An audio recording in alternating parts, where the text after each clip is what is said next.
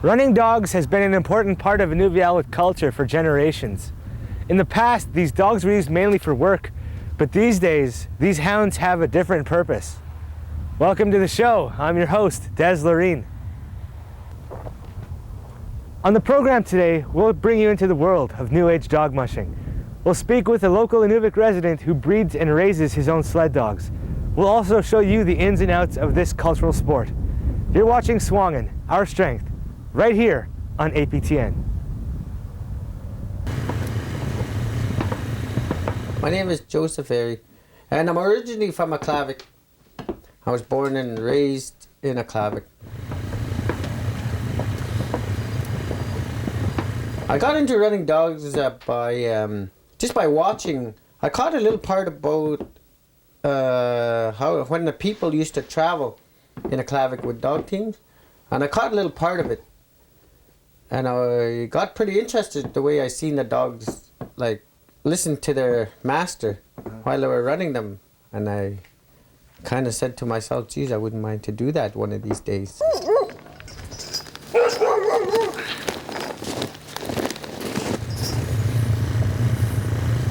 In the fall time when I start training, I start feeding like fish and rice and dry dog food, right?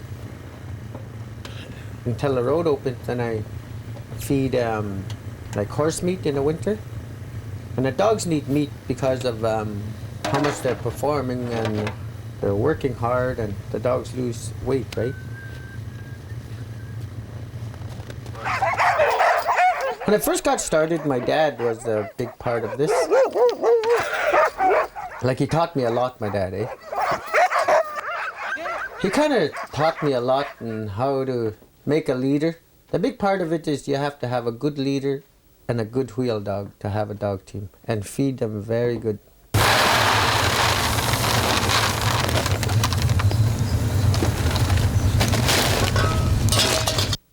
I asked my dad, let's have a dog team. And he told me, he said, well, for having a dog team, he said, it's lots of work, he said. The wheel dog is the one closest to the sled, and he handles the sled. We had a female, my mother got a female from an elderly lady in a Clavik. And it was kind of like a part wolf female, and then she had pups. And she had about 6 pups, I think, and we raised those. And then we started from there. I watched these elderly guys run their dogs. Then I was training my dogs, and I figured, I watched these guys, they were going this far. I asked how far they were going. Then I watched them, how they were traveling, and I figured to myself, well, geez, my dogs could travel about the same speed. So he says, okay. He said, there's going to be another race in a couple of weeks. So he said, and I told myself, well, Dad, I want to go race in Inuvik. He says, okay. You sure? I said, yes, I want to go race. I said, I think I could do good in the race. I could place anyway, first, second, or third, I told him. So the first time we went over, we started getting ready. There was a race here. There was probably about maybe 6 or 7 teams when I first started. My dad parked kind of a ways from the starting line, and they said, anybody else is getting in? So I said, yeah, I'm getting in too. I said, and in those years, we used to just tie the dogs behind a truck. We didn't have dog boxes or anything, so. And I took my toboggan out. I started hooking up my dogs one by one. And my dad never even helped me. My dad just stayed in the truck. He was shy of me, right? He thought I wasn't going to do good. Nobody helped me. And finally, my uncle, Wesley Joe, came out and he started helping me. Then we started. And we were having a race there, and I was in 3rd place. We had to go around the island. Like, we had to go around Big Lake by Joe Adams. and go around Big Lake and come through around the tank farm. There was a trail there. And the first lap we went around, I was in 3rd place. So then I watched these guys. They kept going by the deep snow. Then I seen the old skidoo trail. It was covered by snow. And this was the last part of the stretch going home. And I stopped my dogs and I led them to that old skidoo trail where it was hard, and these guys were just going in the snow where it was soft, right? And my dogs followed that skidoo trail. Then I passed the first team and the second team. And I won the race. The first race I ever got in, I won. And when I first came back, they didn't know if it was me or not, right? And when I first came back, my dad even jumped out of the truck. He was so excited that I won a dog race, right? He even jumped out of the truck and he wanted to help me now. Everybody wanted to help me after I finished the line, right? They wanted to help me out now, but at the start, nobody wanted to help me. Yeah? They were kind of shy of me. So that's what happened about my first race anyway. The only place you use toboggan is kind of in Inuvik, because they wanted to remember how they used to race their dogs long ago. Like the Mary Firth. We call the one race here, the women's dog race here, it's 10 miles. We call that the Mary Firth. And Mary Firth long ago used to use toboggans to travel around, right? And that's why we use a toboggan here. Okay, this here is called a toboggan. And long ago, that's what they used to use in the olden days, is a toboggan. And it's kind of like, it's heavier than the racing sleds, but that's what a toboggan is. To the racing sleds, they made light, and they're made out of aluminum, and they're made out of skis, like cross-country skis they got in the bottom. Nowadays, you have to wax your sleds now. They have these P-Tex, they're called P-Tex, and then you have iron that, iron and all the ski wax and everything to wax the sleds. This here is a racing sled. These are expensive, and that's what I was talking about. The cross-country skis they use for on here, and this is what we put the wax on here. Nobody never used to use sleds long ago. We all raced with toboggans until these couple of white people came in and raced against us with these little sleds, right? And that's how everybody started switching over. And it's sure good to have people come and race with us, and because we're so behind time on dog mushing now. It's so competitive right now. Maybe you lose by 2 seconds or 1 second, and then like everybody's getting so fast now. Like you just can't just grab any kind of sled and jump in a dog race and say you're gonna do good. Stay tuned after the break for more about Jojo Arey, right here on SUAANGAN.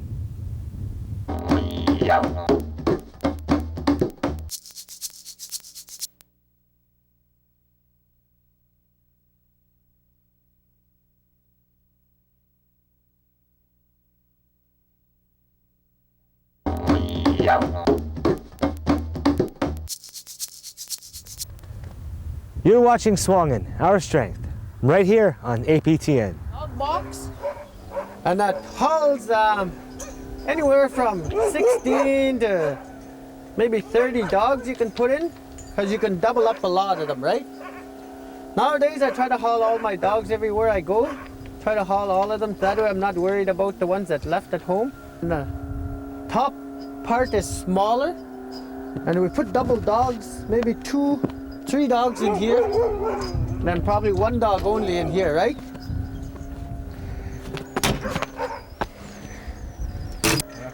And then I have a compartment in the middle of that's to haul all my dog food and my dog lines and my dog bowls and my harnesses I haul.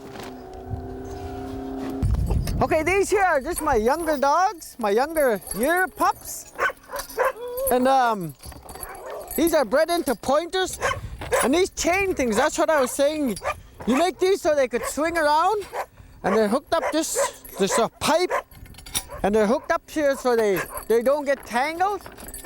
And you don't wear out the snaps from the dirt and that going into the snap area. And then you see this here is all insulated dog houses you gotta have nowadays to keep the dogs warmer, to have a short hair. In the summertime, I loose my dogs around the yard every now and then because beside my dog lot in the summer, there's a stream that runs by there, right? And they're happy to be loose, and then they run around the yard, and then they come back, and just to get them away from being tied up all the time. In the fall time, I use my skidoo to run the dogs. I hook them up in the front here, and I hook the dog line out that way, then I hook them up and run them very slow though.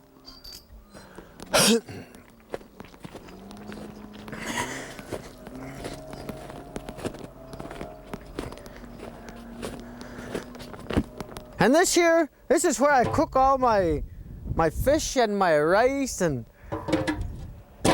it's run by, I just got an old furnace motor and I hooked it up to power, and that's what I cook on so I don't have to haul wood in the winter time. Sometimes you have to heat it up in the winter to get it going. Well, breeding dogs, you have to look for a tough female and a fast female. And look for a tough male and a fast male too, right? You know, out of a litter of pups, very seldom you get 3-4 dogs that will make your dog team. Well, right now you only have like maybe from 5 to 8 pups in a litter. And some dogs only have 2 pups, some dogs have 1 pup. I don't know why is that.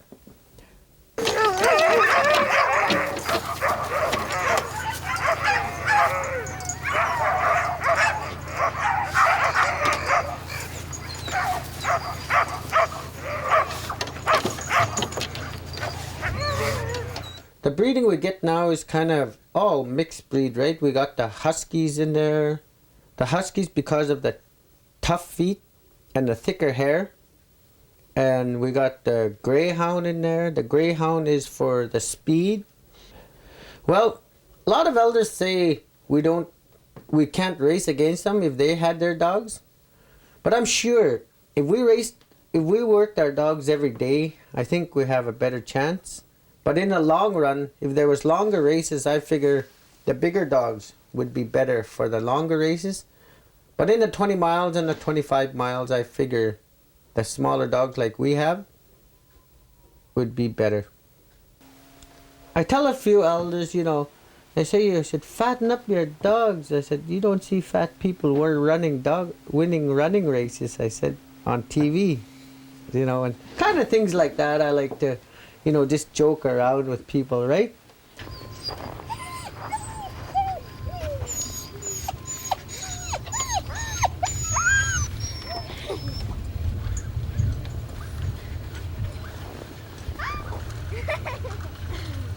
Well, my kids were into dog mushing, and they're kind of like growing up now and they're losing into it. But my youngest daughter, I get a lot of help from my youngest daughter. Her name is Justina. She helps me a lot. And my girlfriend's daughter, her name is Tessie. She helps me a lot too, right? I think without those guys helping me, it's really hard.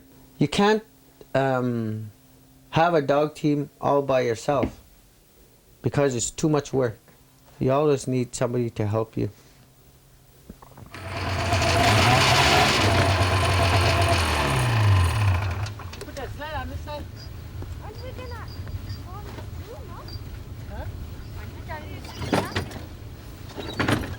I buy a lot of stuff from Quebec, and it's called Adco.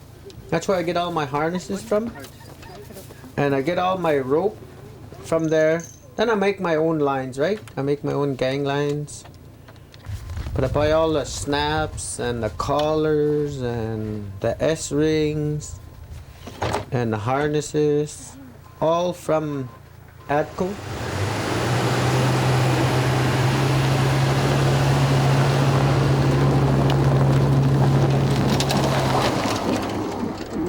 Well, the training starts in probably September, and we train.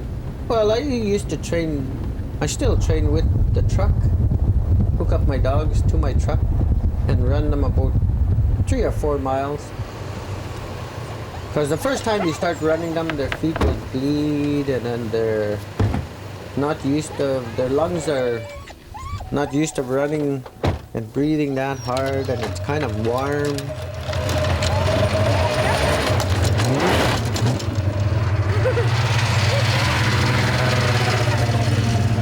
I train for the races, like they have a Christmas race in Inuvialuit, and they have a New Year's race in Fort McPherson.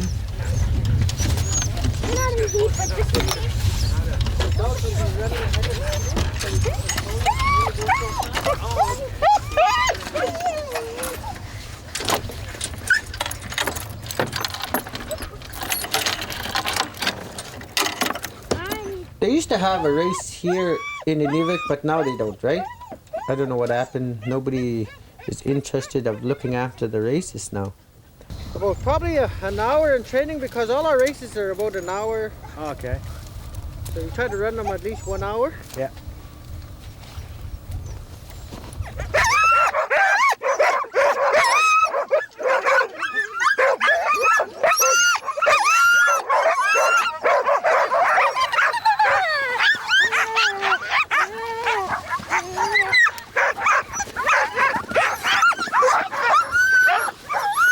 No, the bumps, like when you use the skidoo trail a lot, and the trail kind of gets bumpy like this, if you use it steady. So we pull drags, we make our own drags, then we pull the drags with the skidoos. Because if you have a bumpy trail, your dogs can run like full out. You try to make it as smooth as possible so the dogs don't get hurt, like pull a muscle or something.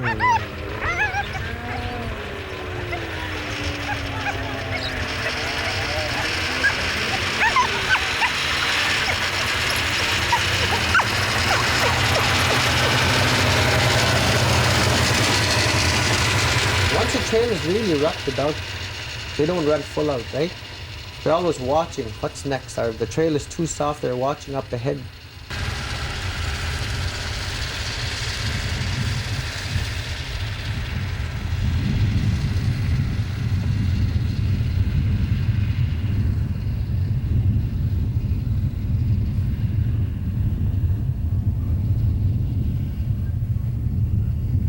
Well, the last few years, I used to go to Whitehorse and race in the Dash for Cash and race in the Rendezvous race, but I haven't been going there the past few years because of finance problem, right?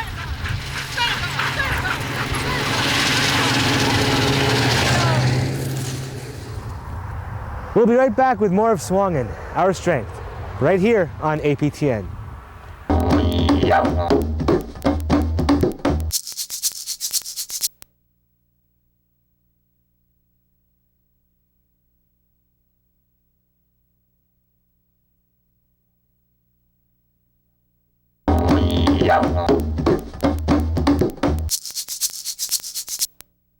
Welcome back to SUAANGAN and the conclusion of our dog mushing story about Jojo Arey.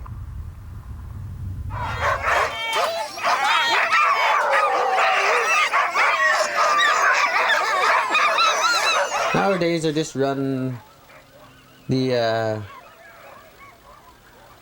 carnival circuit, like a Clavic, McPherson, Tuck, and Inuvialuit.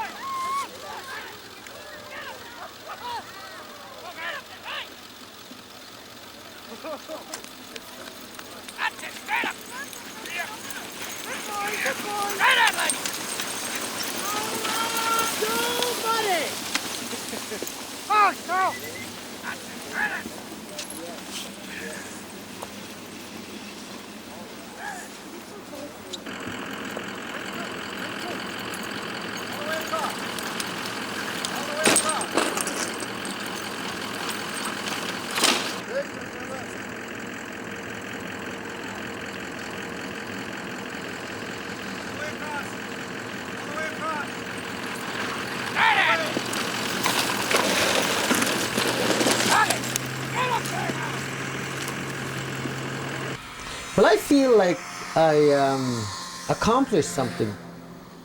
Like, to let the dogs run that good and that fast, and it's just a good feeling. Like, it's hard to explain, you know, to tell you the truth about how the dogs run.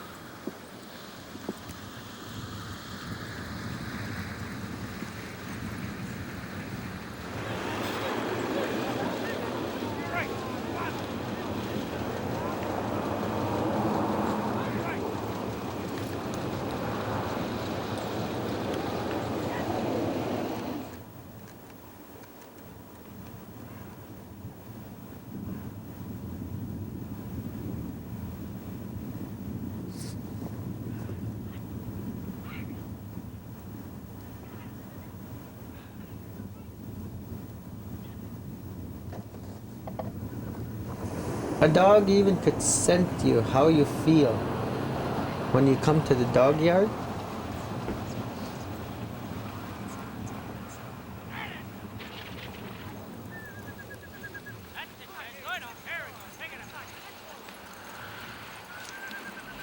A lot of people don't know that, but I realized it by watching dogs. Just by watching how their attitude is, and they could sense you if you're sad. They know if you're mad just by the tone of your voice.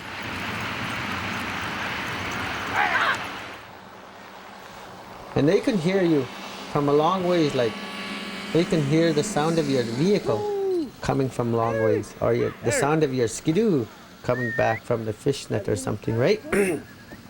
Or they could sense you just by your footstep, the way you walk around them. Like if they're all in the dog houses and you walk around, they could sense you. They know you're there.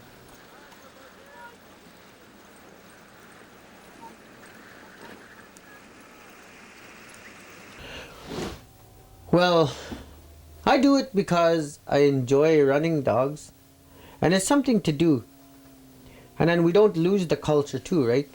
Because when you hear elders talking about dog mushing, how they used to travel with dogs, and you have a dog race and you see how much attraction it is to the people, because a lot of people like to watch dog races. That was our show for this week. Thank you for watching SUAANGAN. I'm your host, Des Loreen.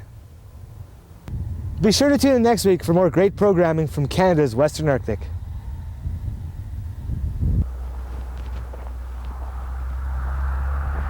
On the program today, we'll bring you into the... For copies of this program, contact the Inuvialuit Communications Society at 867-777-2320 or fax your request to 867-777-2744.